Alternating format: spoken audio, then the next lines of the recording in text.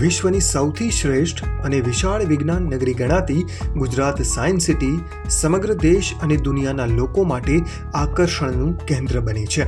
દેશ વિદેશના અનેક મહાનુભાવો ગુજરાત સાયન્સ સિટીની મુલાકાત લઈ રહ્યા છે. માનનીય પ્રધાનમંત્રી શ્રી નરેન્દ્રભાઈ મોદીએ 27 સપ્ટેમ્બરે ગુજરાત સાયન્સ સિટીની મુલાકાત લીધી અને સાથે સાથે વાઇબ્રન્ટ ગુજરાત ગ્લોબલ સમિટના 20 વર્ષ પૂર્ણ થવાના અવસરે આયોજિત કાર્યક્રમમાં પણ તેઓ ઉપસ્થિત રહ્યા. 27 સપ્ટેમ્બરે સવારે પ્રધાનમંત્રી શ્રી નરેન્દ્રભાઈ મોદીનું ગુજરાત સાયન્સ સિટી ખાતે આગમન થયું.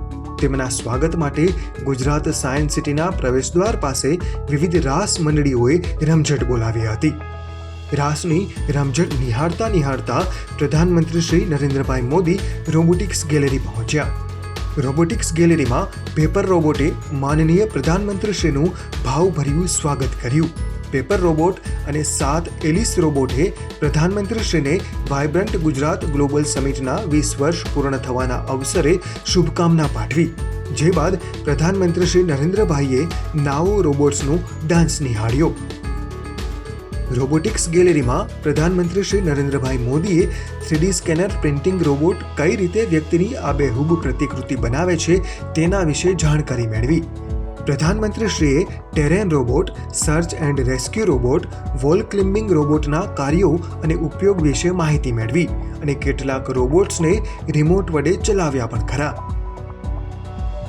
આ ઉપરાંત medical robot, industrial robot, agriculture robot અને સ્પેસ રોબોટ નિહાળી તેમના કાર્યો વિશે જાણકારી મેળવી હતી.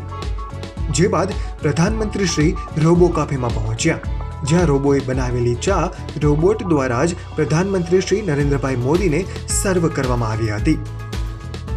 રોબોટિક્સ ગેલેરીની મુલાકાત બાદ પ્રધાનમંત્રી શ્રી નરેન્દ્રભાઈ મોદી મુખ્યમંત્રી શ્રી ભૂપેન્દ્રભાઈ પટેલ અને રાજ્યપાલ શ્રી આચાર્ય દેવવ્રત સાથે એક્વેટિક ગેલેરી પહોંચ્યા. એક્વેટિક ગેલેરીમાં તેમણે જુદા જુદા 68 પ્રદર્શનોની મુલાકાત લીધી, જેમાં તેમણે shark tunnel, Indian zone, Asian zone, African zone, American zone તેમજ વિશ્વના જુદા જુદા મહાસાગર ઝોનની મુલાકાત લીધી, જ્યાં તેમણે ગોલ્ડફિશ, માર્બલ લંગફિશ, મોરે ઇલે, સ્ટિંગરે, લેમન શાર્ક સહિતની વિવિધ માછલીઓ તેમજ કોઈપુ સહિતના અન્ય જળચર જીવો નિહાળ્યા હતા. એક્વેટિક ગેલેરી બાદ પ્રધાનમંત્રી શ્રી નરેન્દ્રભાઈ મોદી નેચર પાર્ક પહોંચ્યા. નેચર પાર્કમાં પ્રવેશતા જ આકર્ષક મૂવિંગ અર્થ ગ્લોબ જોવા મળે છે, જ્યાં પ્રધાનમંત્રીશ્રીએ મુખ્યમંત્રી શ્રી ભૂપેન્દ્રભાઈ પટેલ, રાજ્યપાલ શ્રી આચાર્ય દેવવ્રત અને સાંસદ શ્રી CR પાટીલ સાથે ફોટો પડાવ્યો. ત્યારબાદ મેપ દ્વારા સમગ્ર નેચર પાર્ક વિશે જાણકારી મેળવીને આઈ લવ નેચર પાર્ક સેલ્ફી પોઈન્ટ સહિતની વિવિધ જગ્યાની તેમણે મુલાકાત લીધી હતી. નેચર પાર્કમાં વોકિંગ ટ્રેકની બંને બાજુ કરવામાં આવેલું વૃક્ષારોપણ તેમજ બાળકોના પ્લે એરિયાનું પ્રધાનમંત્રીશ્રીએ નિરીક્ષણ કર્યું હતું. નેચર પાર્કના મુખ્ય આકર્ષણો: નેચર પાર્કનું ક્ષેત્ર, નેચર પાર્કમાં વિવિધ પ્રકારના વૃક્ષો, જુદા જુદા સમયે શાળા અને કોલેજોના વિદ્યાર્થીઓ દ્વારા લેવામાં આવતી નેચર પાર્કની મુલાકાત અને નેચર પાર્કની મુલાકાતે આવતા લોકોની સંખ્યા અંગે પ્રધાનમંત્રીશ્રીએ જાણકારી મેળવી હતી. નેચર પાર્કમાં રાખવામાં આવેલા હજારો વર્ષો પહેલા અસ્તિત્વ ધરાવતા હેલપિગ, ટેરર બર્ડ સહિતના પ્રાણીઓના સ્કલ્પચરનું તેમણે નિરીક્ષણ કર્યું. મુલાકાત દરમિયાન પ્રધાનમંત્રીશ્રીને નેચર પાર્કમાં વૈજ્ઞાનિક અભિગમ સાથે અવારનવાર યોજાતી પ્રવૃત્તિઓ વિશે પણ માહિતી આપવામાં આવી. નેચર પાર્કની મુલાકાત લીધા બાદ પ્રધાનમંત્રી શ્રી નરેન્દ્રભાઈ મોદી ગુજરાત સાયન્સ સિટીના નોબલ ડોમમાં પહોંચ્યા, જ્યાં તેમણે વાઇબ્રન્ટ ગુજરાત ગ્લોબલ સમિટના 20 વર્ષની ઝાંખી નિહાળી. આ દરમિયાન ગુજરાતે કઈ રીતે વિકાસની હરણફાળ ભરી તેની ઝાંખી પણ રજૂ કરવામાં આવી હતી, જે નિહાળીને પ્રધાનમંત્રીશ્રીએ ખુશી વ્યક્ત કરી હતી. નોબલ ડોમમાંથી પ્રધાનમંત્રી શ્રી નરેન્દ્રભાઈ મોદી સીધા વિજ્ઞાન ભવન પહોંચ્યા, જ્યાં વાઇબ્રન્ટ ગુજરાત ગ્લોબલ સમિટના 20 વર્ષની ઉજવણી પ્રસંગે સમિટ ઓફ સક્સેસનું આયોજન કરવામાં આવ્યું હતું. અહીં ગુજરાતના મંત્રીમંડળના મંત્રીશ્રીઓ, અગ્રણી ઉદ્યોગપતિઓ અને મોટી સંખ્યામાં રોકાણકારો સહભાગી થયા હતા. સમિટ ઓફ સક્સેસમાં સંબોધન કરતા પ્રધાનમંત્રી શ્રી નરેન્દ્રભાઈ મોદીએ જણાવ્યું કે 20 વર્ષ પહેલા વાવેલો બીજ આજે વિશાળ અને વાઇબ્રન્ટ વટવૃક્ષ બની ગયું છે. Vibrant Gujarat global summit one time ઇવેન્ટમાંથી ઇન્સ્ટિટ્યુશન બની ગઈ છે. વાઇબ્રન્ટ ગુજરાત ગ્લોબલ સમિટની સફળતાનો મંત્ર સમજાવતા પ્રધાનમંત્રીશ્રીએ કહ્યું કે આઈડિયા, ઇમેજિનેશન અને ઇમ્પ્લિમેન્ટેશન જેવા કોર એલિમેન્ટ વાઇબ્રન્ટ સમિટની સફળતામાં સામેલ છે. 20 साल पहले हमने एक छोटा सा बीज बोया था. आज वो इतना विशाल और बृहद वाइब्रेंट वटवृक्ष बन गया है.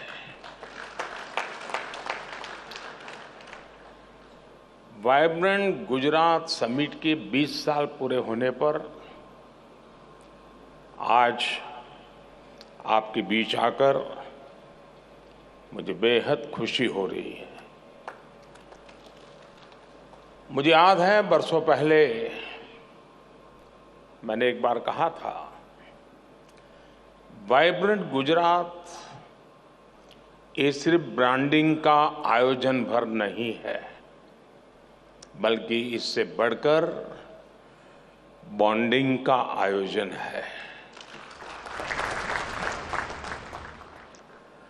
दुनिया के लिए ये सफल समिट एक ब्रांड हो सकती है, लेकिन मेरे लिए ये एक मजबूत बॉन्ड का प्रतीक है. ये वो बॉन्ड है जो मेरे और गुजरात के 7 करोड़ नागरिकों से उनके सामर्थ्य से जुड़ा हुआ है. ये वो बॉन्ड है जो मेरे लिए उनके असीम स्नेह पर आधारित है. साथियों, आज मुझे स्वामी विवेकानंद जी की भी एक बात याद आ रही है. स्वामी विवेकानंद जी ने कहा था कि हर काम को 3 चरणों से गुजरना पड़ता है. पहले लोग उसका उपहास उड़ाते हैं, फिर उसका विरोध करते हैं और फिर उसे स्वीकार कर लेते हैं. और खासकर तब जब वो आइडिया उस समय से आगे का हो. 20 वर्ष एक लंबा कालखंड होता है. आज की जनरेशन के युवा साथियों को पता भी नहीं होगा कि 2001 में आए भीषण भूकंप के बाद गुजरात की स्थिति क्या थी.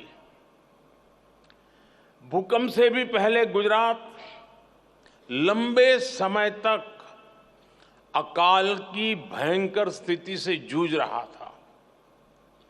इसके बाद जो भूकंप आया उसमें हजारों लोगों की मौत हो गई, लाखों लोग इससे प्रभावित हुए, उन्हें अपना घर छोड़ना पड़ा. अकाल और भूकंप के अलावा उसी समय गुजरात में एक और बड़ी घटना हुई. Madhavpura mercantile cooperative bank collapse हो गया. इसकी वजह से 133 और कोऑपरेटिव बैंक में ये तूफान छा गया. पूरे गुजरात के आर्थिक जीवन में हाहाकार मचा हुआ था. एक तरह से गुजरात का फाइनेंशियल सेक्टर संकट में आ गया था. उस समय मैं पहली बार विधायक बना था. मेरे लिए ये भूमिका भी नई थी. शासन चलाने का कोई अनुभव नहीं था, लेकिन चुनौती बहुत बड़ी थी. इस बीच एक और घटना घट गई. गोधरा की हृदय विदारक घटना हुई और उसके बाद की परिस्थितियों में गुजरात हिंसा की आग में जल उठा. ऐसे विकट हाल की शायद किसी ने कल्पना की होगी। मुख्यमंत्री के तौर पर भले उस समय मेरे पास ज्यादा अनुभव नहीं था, लेकिन मेरा गुजरात पर, अपने गुजरात के लोगों पर अटूट भरोसा था।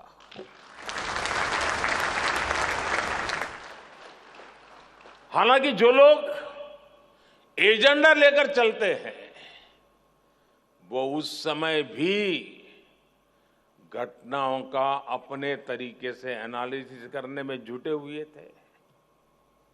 ये कहा गया कि गुजरात से युवा, गुजरात से उद्योग, गुजरात से व्यापारी सब बाहर चले जाएंगे, पलायन कर जाएंगे और गुजरात तो ऐसा बर्बाद होगा, ऐसा बर्बाद होगा कि देश के लिए बहुत बड़ा बोझ बन जाएगा। दुनिया में गुजरात को बदनाम करने की साजिश रची गई, एक निराशा का माहौल खड़ा करने की कोशिश की गई। कहा गया कि गुजरात कभी भी अपने पैरों पर खड़ा नहीं हो पाएगा। उस संकट में भी मैंने संकल्प लिया कि चाहे परिस्थितियां जैसी भी हो, गुजरात को इससे बाहर निकाल के ही रहूंगा।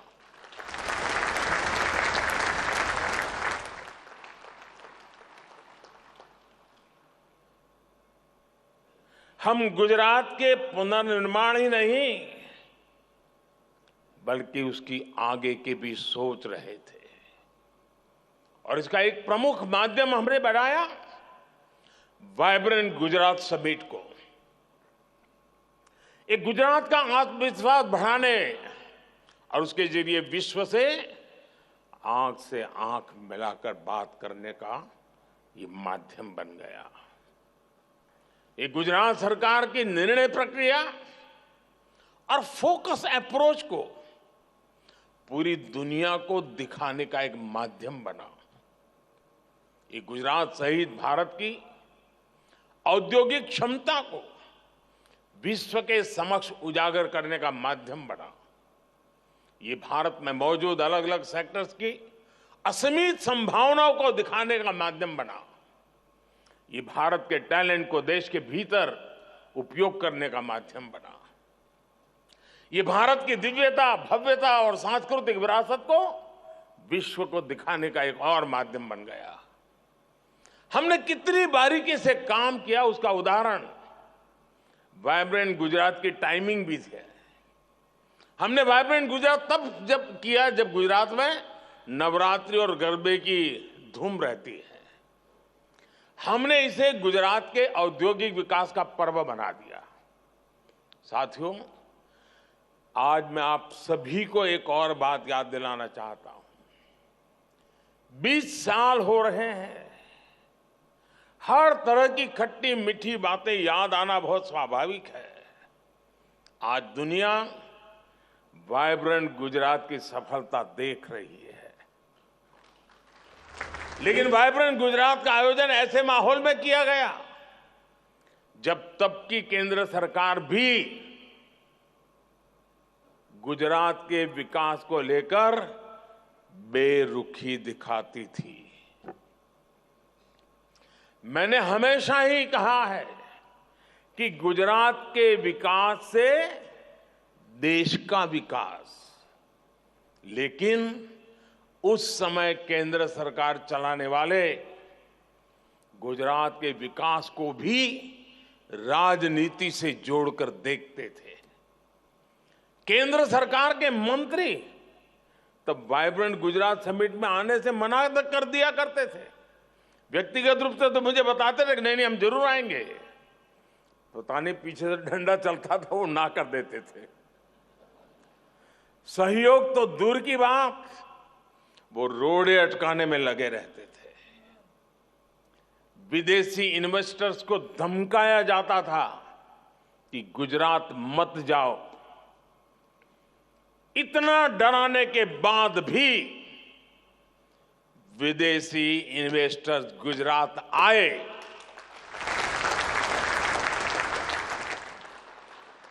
जबकि यहां गुजरात में उन्हें कोई स्पेशल इंसेंटिव नहीं दिया जाता था। वो यहां आते थे क्योंकि उन्हें यहां good governance, fair governance, policy driven governance, equal system of growth और ट्रांसपेरेंट सरकार का अनुभव रोजमर्रा की जिंदगी में आता था। आप कल्पना कर सकते हैं, जब वाइब्रेंट गुजरात की शुरुआत की गई थी तब गुजरात में बड़े बड़े होटल भी नहीं थे जहां पर इतने सारे विदेशी मेहमानों को रुकवाया जा सके। जब सारे सरकारी गेस्ट हाउस भी भर जाते थे तो हमारे सामने सवाल होता था कि अब बाकी लोग कहां ठहरेंगे। ऐसी स्थिति में बिजनेस हाउस को मैंने कहा, भाई जरा आपके कोई गेस्ट हाउस वगैरह है तो वो भी छोड़ दीजिए ताकि उनके काम आ जाए। यूनिवर्सिटी के गेस्ट हाउस तक का हमने उपयोग किया। उनके गेस्ट हाउस में मेहमानों को रुकने का इंतजाम किया गया। कुछ लोगों को बड़ौदा भी ठहराना पड़ा। साथियों, मुझे याद है 2009 में जब वाइब्रेंट गुजरात का आयोजन किया गया तब पूरी दुनिया में मंदी का माहौल था, मंदी की चपेट में दुनिया थी और सबने मुझे बताया, हमारे अफसर भी मुझे बता रहे थे कि साहब इस बार वाइब्रेंट गुजरात स्थगित कर दीजिए, ये फ्लॉप हो जाएगा, कोई नहीं आएगा। लेकिन मैंने उस समय भी कहा, जी नहीं, ये रुकेगा नहीं, ये होगा। अगर विफल हुआ तो आलोचना होगी और क्या होगा, लेकिन आदत छूटनी नहीं चाहिए।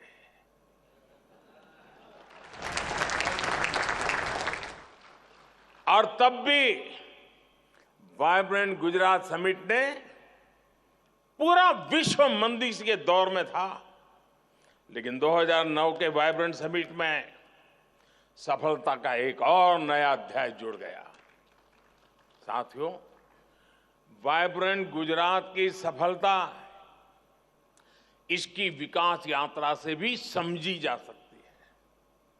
2003 में इस समिट से कुछ 100 पार्टिसिपेंट्स और डेलीगेट जुड़े थे। बहुत छोटा सा कार्यक्रम था। आज 40,000 से ज्यादा पार्टिसिपेंट्स और डेलीगेट्स इस समिट में हिस्सा लेने के लिए आना शुरू हुए हैं। 2003 में इस समिट में सिर्फ गिनती भर देशों का पार्टिसिपेशन था। आज 135 देश इसमें पार्टिसिपेट करते हैं। 2003 में इस समिट की शुरुआत में 30 के आसपास एग्जीबिटर्स आए थे। अब 2000 से अधिक एग्जीबिटर्स इस समिट में आते हैं। साथियों, वाइब्रेंट गुजरात की सफलता के पीछे कई स्पेसिफिक रीजंस हैं। इसकी सफलता में आइडिया, इमेजिनेशन और इम्प्लीमेंटेशन जैसे कोर एलिमेंट शामिल है। अगर मैं आइडिया की बात करूं तो वाइब्रेंट गुजरात एक ऐसा यूनिक कंसेप्ट था जिसके बारे में भारत में कम ही लोगों ने सुना था, लेकिन समय के साथ मिली सफलता से लोगों को इसका महत्व समझ आया। कुछ समय बाद दूसरे राज्यों ने भी अपनी तरह के बिजनेस एंड इन्वेस्टर समिट का आयोजन शुरू कर दिया। एक और अहम फैक्टर है इमेजिनेशन। हमने अलग तरह से सोचने का साहस दिखाया। हम उन दिनों प्रदेश के स्तर पर ही कुछ बहुत बड़ा सोच रहे थे, कुछ ऐसा जो देश के स्तर पर भी न हो पाया हो। हमने एक देश को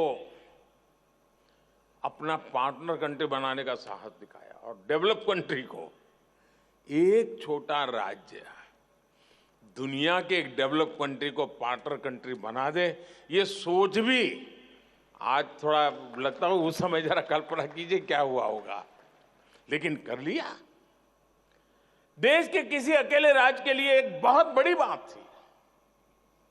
साथियों, आइडिया और इमेजिनेशन कितने भी अच्छे हो, लेकिन इनके लिए पूरे सिस्टम को मोबिलाइज करना और रिजल्ट डिलीवर करना बहुत महत्वपूर्ण है।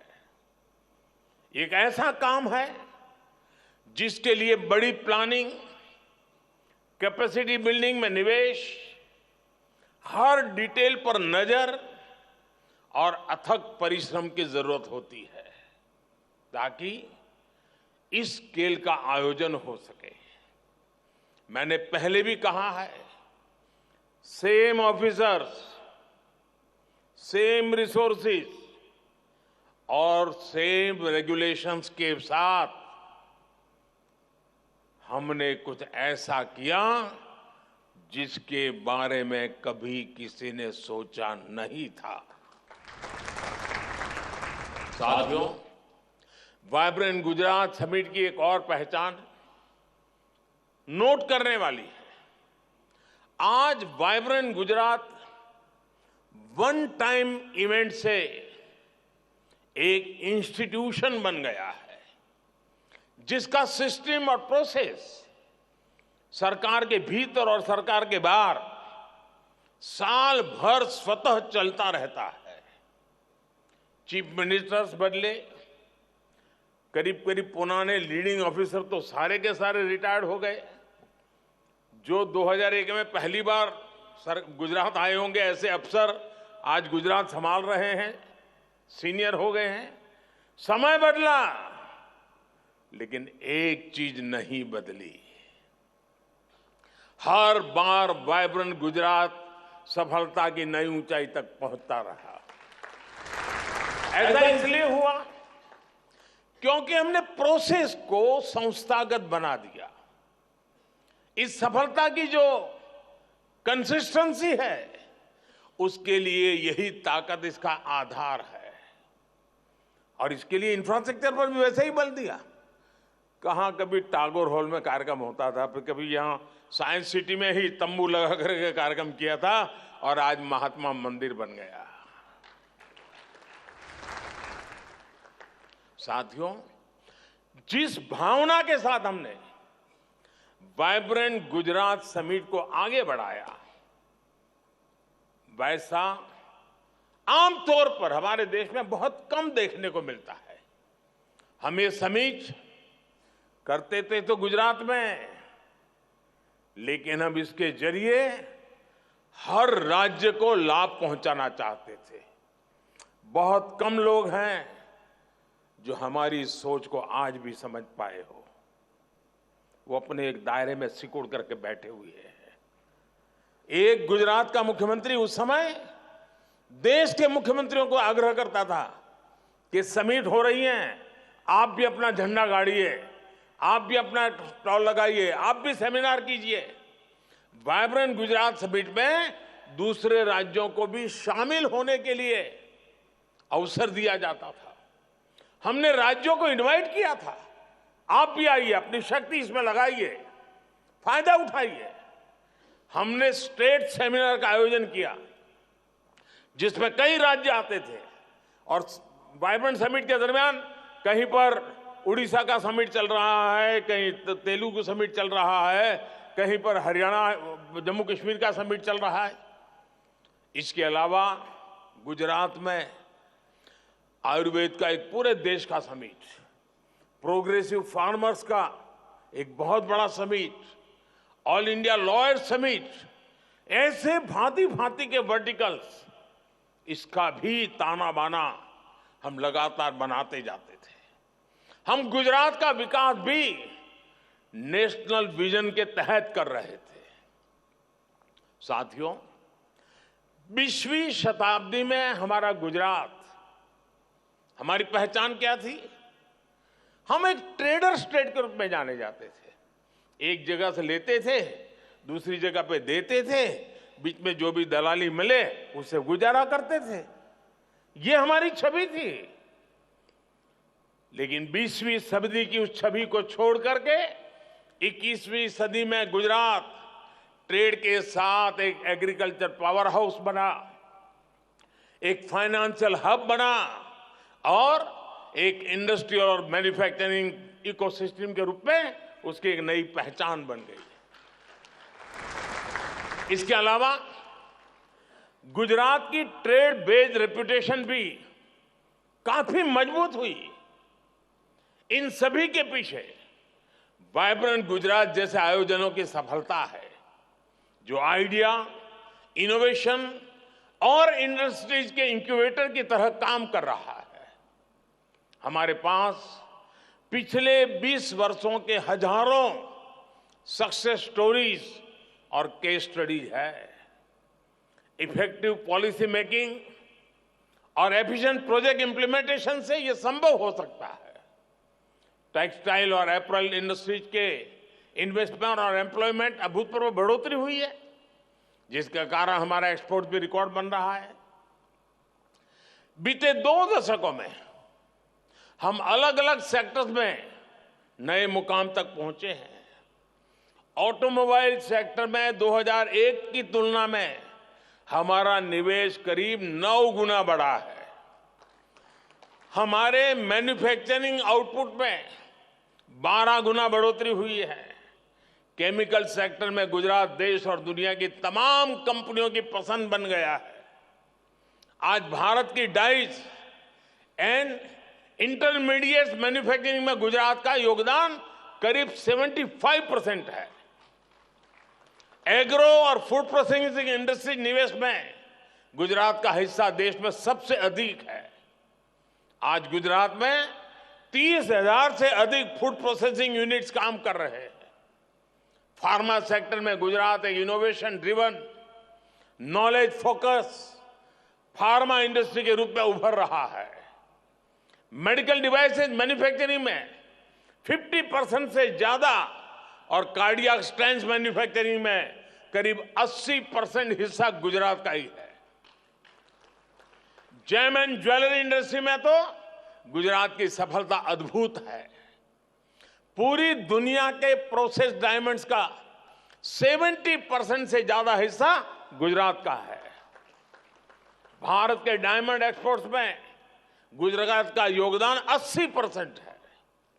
सिरामिक सेक्टर की बात करें तो गुजरात का मोरबी क्षेत्र अकेले ही देश के सिरामिक मार्केट में 90% शेयर रखता है। यहीं पर सिरामिक टाइल्स, सैनिटरी वेयर और अलग अलग सिरामिक प्रोडक्ट्स की करीब 10,000 मैन्युफैक्चरिंग यूनिट्स हैं। गुजरात भारत में टॉप एक्सपोर्टर भी है।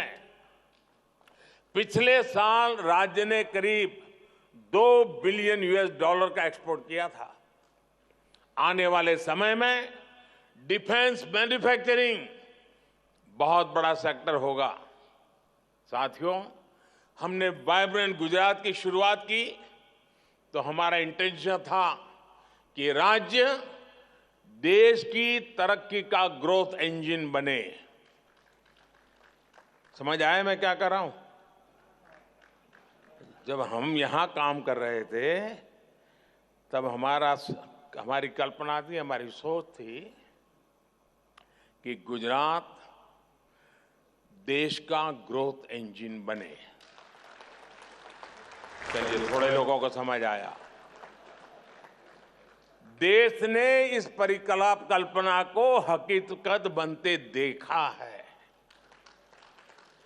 2014 में जब हमें देश की सेवा करने का अवसर दिया तो हमारा लक्ष्य भी विस्तार हुआ और हमारा लक्ष्य था कि भारत दुनिया का ग्रोथ इंजन बने।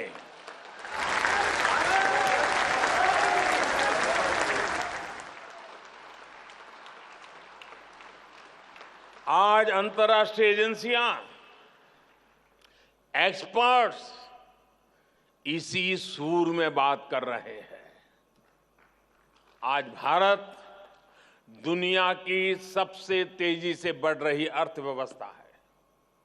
अब हम एक ऐसे मोड़ पर खड़े हैं जहां Bharat global economic power house बनने जा रहा है। अब भारत को दुनिया की, और ये मेरी आपको भी गारंटी है, आप अपनी आंखों के सामने देखेंगे कुछ ही वर्षों में भारत दुनिया की टॉप 3 इकोनॉमी में होगा।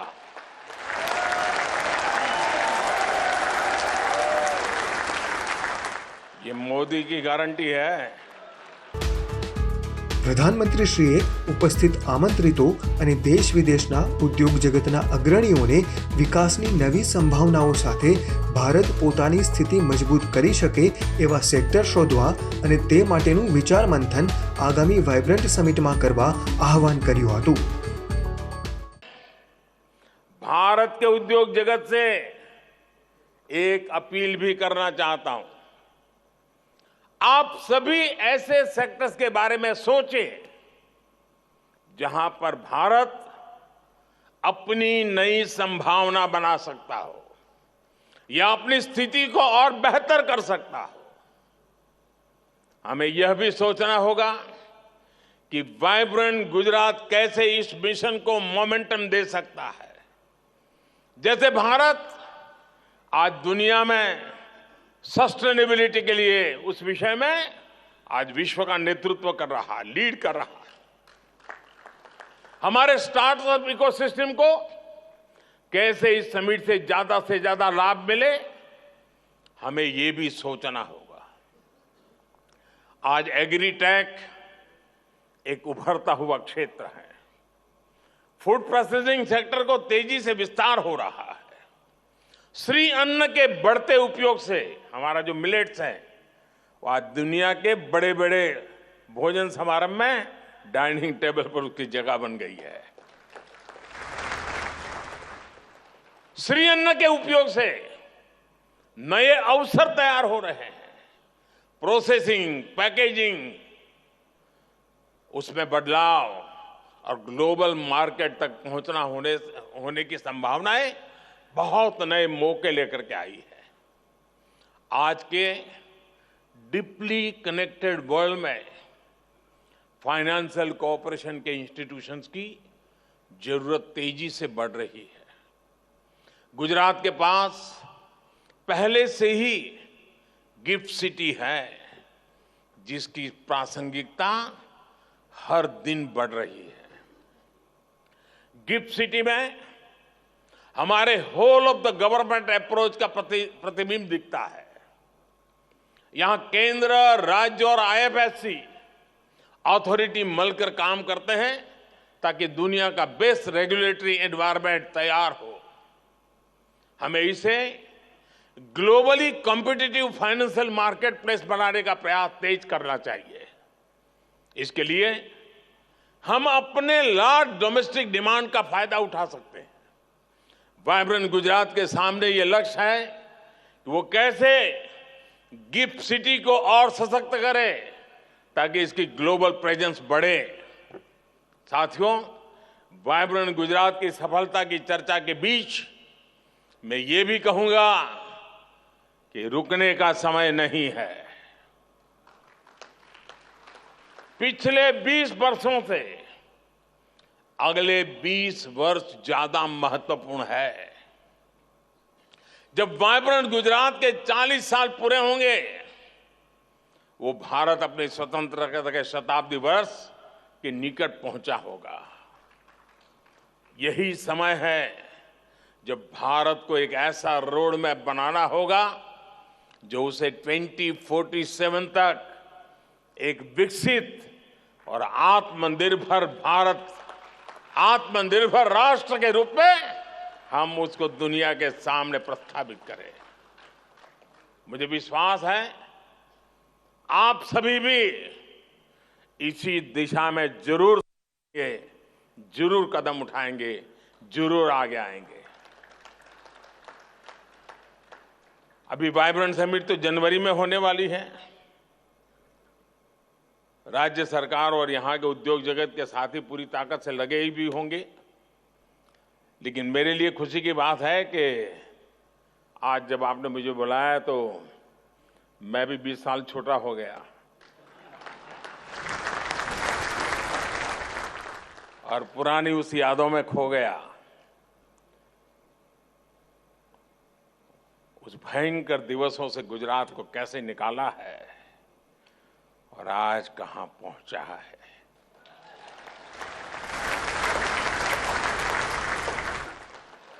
जीवन में इससे बड़ा संतोष क्या हो सकता है दोस्तों।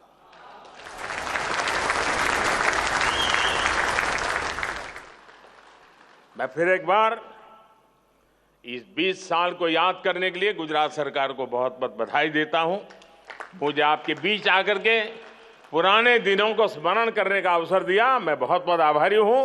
बहुत बहुत धन्यवाद। સમિટ ઓફ સક્સેસમાં સંબોધન કરતા મુખ્યમંત્રી શ્રી ભૂપેન્દ્રભાઈ પટેલે જણાવ્યું કે ગુજરાતમાં નવા ઉદ્યોગો આવે, નવી ટેકનોલોજી આવે અને નવા રોજગારના અવસરો આવે તેવા વિઝન સાથે 2 દાયકા પહેલા વડાપ્રધાન શ્રી નરેન્દ્રભાઈ મોદીએ વાઇબ્રન્ટ સમિટનો વિચાર આપ્યો હતો। ગુજરાતને ઉદ્યોગો, મૂડીરોકાણો અને રોજગાર સર્જન ક્ષેત્રે ગ્લોબલ મેપ પર ચમકાવવાનું શ્રી નરેન્દ્રભાઈ મોદીનું સપનું સાકાર થયું છે। તેમણે કહ્યું કે આ અવસરને આપણે સમિટ ઓફ સક્સેસ તરીકે ઉજવી રહ્યા છીએ અને વાઇબ્રન્ટ ગુજરાતના માધ્યમ થકી ગુજરાત આજે દુનિયાના દેશો માટે ગેટવે ટુ ધ ફ્યુચર બનવા સજ્જ છે।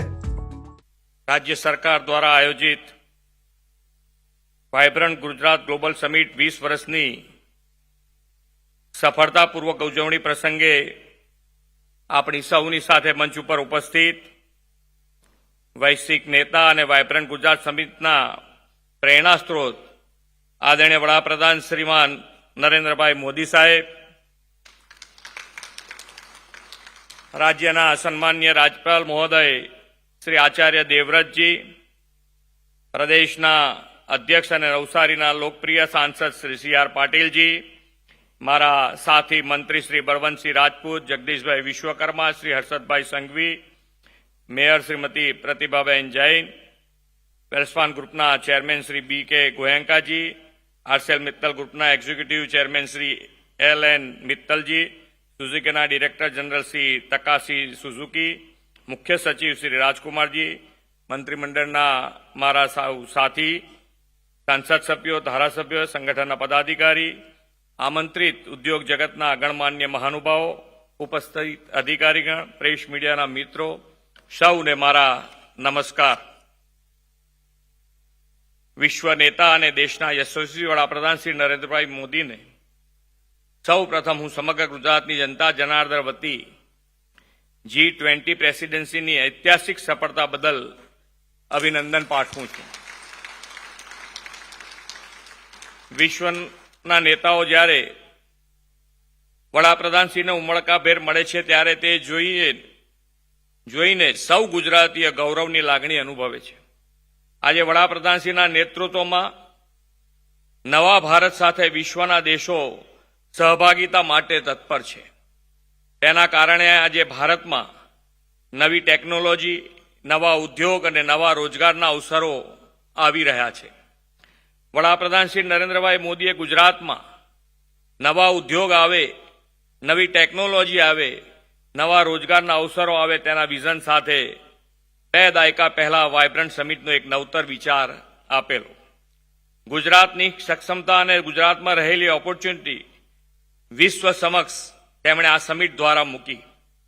દેશ અને દુનિયાના બિઝનેસ લીડર્સ, થોટ લીડર્સ અને કોમ્યુનિટી લીડર્સ એક પ્લેટફોર્મ પર ભેગા થાય અને ગુજરાતના વિકાસને એક નવી દિશા અને નવી ગતિ મળી।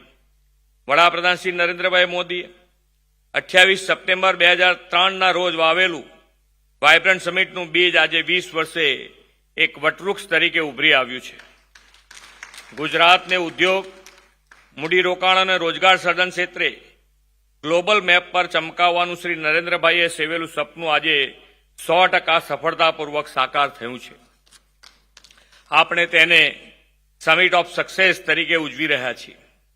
2 દાયકા પહેલા 2003માં ટાગોર હોલમાં માત્ર 300 જેટલા ઇન્ટરનેશનલ પાર્ટિસિપન્ટ સાથે શરૂ થયેલી વાઇબ્રન્ટ સમિટને ઉત્તરોત્તર પ્રગતિ સાથે અહર્નિશ આગળ વધારી રહ્યા છે.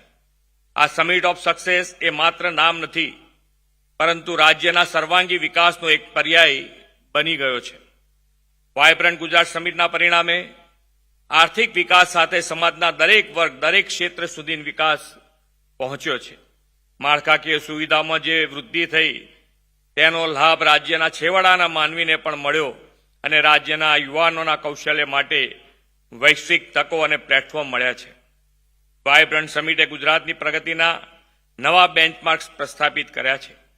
આદરણીય વડાપ્રધાનશ્રીની પોર્ટ લેડ ડેવલપમેન્ટ પોલિસીના કારણે ગુજરાત દેશનું અગ્રણી એક્સપોર્ટ સ્ટેટ બન્યું છે. આજે ગ્લોબલ ફોર્ચ્યુન 500 કંપનીઓમાંથી અનેક કંપનીઓ ગુજરાતમાં પોતાના કારોબાર શરૂ કર્યા છે. આ બધું વાઇબ્રન્ટ સમિટની સફળતાને કારણે જ શક્ય બન્યું છે. 2 દશક પહેલા વાઇબ્રન્ટ મહોત્સવના પ્રારંભે આદરણીય વડાપ્રધાનશ્રીએ ગુજરાતને એક મંત્ર આપ્યો હતો, Gujarat can and Gujaratis will. Gujarat અને ગુજરાતીઓની ક્ષમતામાં વડાપ્રધાનશ્રીએ મૂકેલા આ તૂટ વિશ્વાસ હતો. આ વિશ્વાસને આજે આપણે સૌના સાથ, સૌના વિકાસના મંત્રથી ચરિતાર્થ કર્યો છે. ગુજરાત વડાપ્રધાનશ્રીના માર્ગદર્શનમાં દેશનું ગ્રોથ એન્જિન બન્યું છે. એફડીઆઈ મેળવવામાં દેશમાં નંબર 1 અને છેલ્લા 4 વર્ષથી ગુજરાત દેશના ઔદ્યોગિક ઉત્પાદન ક્ષેત્રે પણ અગ્રેસર છે. આજે ગુજરાતમાં ભારતનું સૌથી પહેલું international financial service centre gift city, સૌથી મોટું greenfield special investment region Dholera, વિશ્વનું સૌથી મોટું single office complex dream city જેવા વિશ્વ સ્તરીય મેગા પ્રોજેક્ટ કાર્યરત છે. વડાપ્રધાનશ્રીએ આપેલા ગ્રીન ક્લીન ઉર્જા ઉત્પાદનમાં યોગદાન આપવાના ધ્યેય સાથે કચ્છમાં વિશ્વનો સૌથી મોટો 30,000 મેગાવોટનો વિન્ડ સોલાર હાઇબ્રિડ પાર્ક તૈયાર થઈ રહ્યો છે. આદરણીય વડાપ્રધાનશ્રીના નેતૃત્વમાં ભારત વિશ્વનું 5મી સૌથી મોટું અર્થતંત્ર બન્યું છે અને હવે તેમનું લક્ષ્ય 2027 સુધીમાં ભારતને $5 ટ્રિલિયન આર્થિક તંત્ર બનાવવાનું છે. આ લક્ષ્ય સિદ્ધિમાં ગુજરાત પ્રોએક્ટિવ પોલિસીઝ અને પ્રો પીપલ ગવર્નન્સની નેમ સાથે યોગદાન આપવા કટિબદ્ધ છે. વડાપ્રધાનશ્રીના પ્રયાસોથી દેશની પહેલી સેમિકન્ડક્ટર ફેસિલિટી માઇક્રોન દ્વારા ગુજરાતમાં સાણંદ ખાતે શરૂ થવાની છે. તેના પ્લાન્ટનું ખાતમુહૂર્ત તાજેતરમાં જ થયું છે. ગુજરાતે સેમિકન્ડક્ટર્સ અને ડિસ્પ્લે ફેબના ઉત્પાદન માટે ભારતમાં મોસ્ટ ફેવર્ડ ડેસ્ટિનેશન બનવાનું લક્ષ્ય રાખ્યું છે. Green hydrogen, artificial intelligence, 5G, advance materials, cloud computing અને ઈ કોમર્સ જેવા ભારતના ઉભરતા ક્ષેત્રોમાં પણ ગુજરાત ધ્યાન કેન્દ્રિત કરી રહ્યું છે. વડાપ્રધાનશ્રીના માર્ગદર્શન હેઠળ ગુજરાત આવનાર વર્ષોમાં ગ્રીન હાઇડ્રોજન હબ બનીને વિશ્વના ક્લાઇમેટ ચેન્જના પડકારો સામે અને ગ્લોબલ સસ્ટેનેબિલિટીમાં પોતાનું યોગદાન આપવા માટે તૈયાર છે. ગુજરાત પોતાની આવી ક્ષમતા ઉજાગર કરીને દુનિયાના દેશો માટે ગેટવે ટુ ધ ફ્યુચર બનાવવા સજ્જ છે. આદરણીય વડાપ્રધાનશ્રીએ આવનાર વર્ષોને દેશનો અમૃતકાળ બનાવવાની સંકલ્પના આપી છે. આ અમૃતકાળમાં ગેટવે ટુ ધી ફ્યુચરની થીમ સાથે જોડાઈ રહેલી વાઇબ્રન્ટ ગુજરાત સમિટ 2024ની 10મી કડી આપ સૌની સક્રિય ભાગીદારીથી વિકસિત ભારતના નિર્માણ માટેનું દિશાદર્શક પ્લેટફોર્મ બનશે તેવા વિશ્વાસ સાથે વિરમું છું. ભારત માતા કી જય. વંદે માતરમ. જય જય ગરવી ગુજરાત. સમિટ ઓફ સક્સેસમાં ઉદ્યોગ રાજ્યમંત્રી શ્રી હર્ષ સંઘવી, સૂક્ષ્મ, લઘુ અને મધ્યમ ઉદ્યોગોના રાજ્યમંત્રી શ્રી જગદીશ વિશ્વકર્મા, નવસારીના સાંસદ શ્રી CR પાટીલ, રાજ્યમંત્રી મંડળના સભ્યશ્રીઓ, અમદાવાદના મેયર શ્રીમતી પ્રતિભા જૈન, મુખ્ય સચિવ શ્રી રાજકુમાર સહિત ઉચ્ચ અધિકારીઓ, રાજદ્વારીઓ, અગ્રણી ઉદ્યોગપતિઓ, ઉદ્યોગ સંગઠનો, વેપાર અને વાણિજ્ય ક્ષેત્રના અગ્રણીઓ તેમજ ઉચ્ચ અને તકનીકી શિક્ષણ આપતી કોલેજોના વિદ્યાર્થીઓ ઉપસ્થિત રહ્યા હતા.